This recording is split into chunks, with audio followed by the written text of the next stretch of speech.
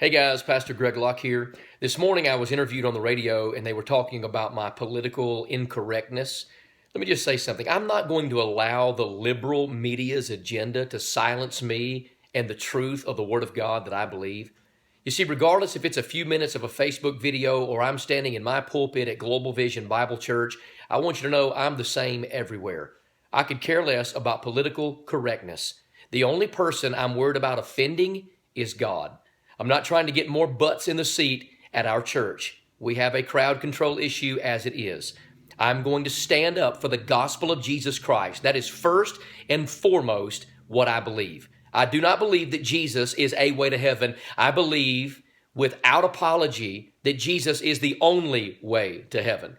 I believe there is a hell. I believe the Bible is the authoritative word of God. I believe in our Second Amendment right, and I practice our Second Amendment right because without it, we can't protect our other rights that we have as Americans.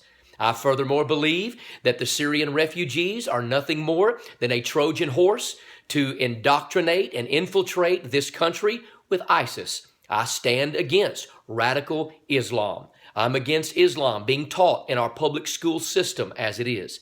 I am for traditional marriage, and I stand against the homosexual lifestyle. I love homosexuals, but I stand against homosexuality. I'm against Planned Parenthood in all of its deviant, evil, wicked ways. Yes, I am a right-wing conservative believer.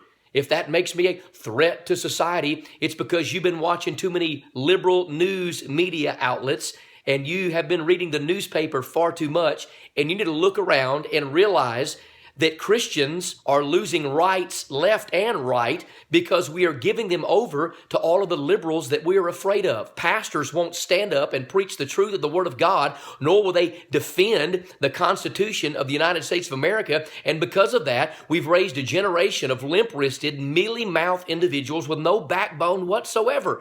And listen, the media is not paid to tell the truth. They are paid to spin the truth. We call it smoke and mirrors. You see all of the surroundings in this video that you're looking at right now behind me? Well, guess what? It's not really behind me. It's all in front of me. I'm doing this video in front of a mirror to illustrate the fact that's exactly the way the media does things.